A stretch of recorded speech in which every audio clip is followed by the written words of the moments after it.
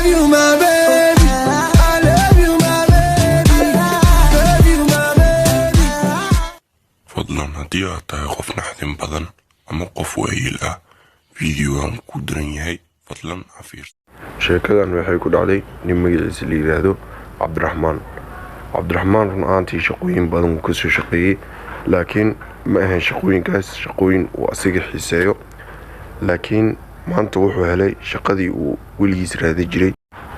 shaqadaasna waxay ahayd inuu booliiska qaybta koolka u fadhiisto markastoo dadka booliiska ay soo wacayaan 911 ay wacayaan asiga iyo dhalinyarada meesha la joogto ayuu koolka u dhici jiray sidaasna ay ugu gudbi jireen booliiska si booliiska xaruntaas degdeg u tagaan ayna u soo badbaadiyaan dadkaas.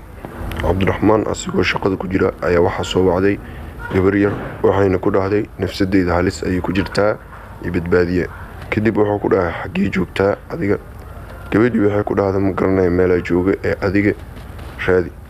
kadib cabdiraxmaan gabadha meeshay joogta ayuu raadiyey kadibna adreeskeeda ayuu helay. cabdiraxmaan gabadhii ayuu wuxuu ku dhahay magacaaga ii sheeg. gabadhii waxay ugu jawaabtay magacaygu waa Ruweydo.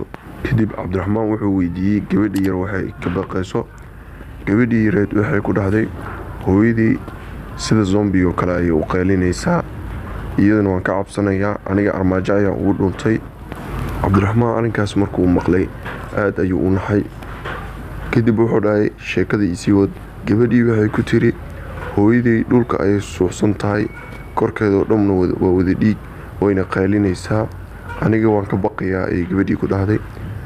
kadib cabdiraxmaan wax kastoo gabarta hooyadeed ay samayso moobeelka ayuu ka dhex maqlayay moobeelka codkiisoo dheeraa awgiis in marba marka ka dambeysa ee hooyadeed aad u sii cabsi gelinayso aadna ay ugu baqayso.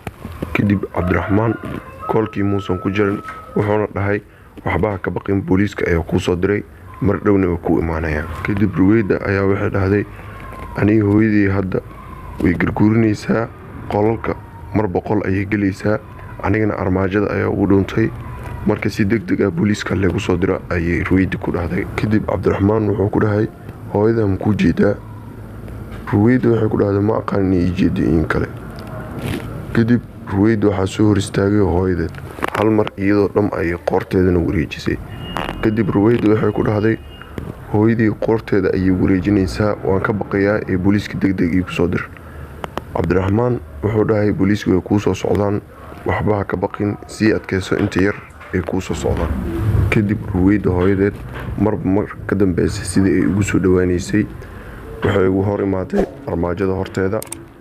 kadib Ruweyda armaajadii ayay xirtay. kadib shanqartii ayuu maqlay cabdiraxmaan wuxuu ku dhahay Ruweyda maxaa kugu dhacay ii sheeg. dhowr jeer ayuu cabdiraxmaan ku celceliyey. kadib Ruweyda moobeelkii ayay dhulka dhigtay waxay dhahday hooyo waa iga cabsiinaysaa waa ku baryaa cabsida iga dhaaf. kadib Ruweyda hooyadeed ayaa soo hor istaagtay iyadoo gacanta hilib dhiig leh ku wado. cabdiraxmaanna wuxuu maqlayay iyadoo gabarta yar dheeso hooyo waxaa ma rabo iga dhaaf. kadib codkii ayaa hal mar ka go'ay. wax yar kadib waxaa imaaday booliiskii waxayna arkeen guri duq ah inuu yahay guriga. markay soo galeen waxayba ogaadeen gurigan inuu yahay guri mar hore laga guuray. baaritaan dheer markay sameeyeen waxayba ogaadeen meesha inuu ey ku dhintay oo gurigan aan la degnayn. booliiskii waxay u sheegeen madaxdii ka sarreysay arrinkii in adres feeg ah la soo siiyey.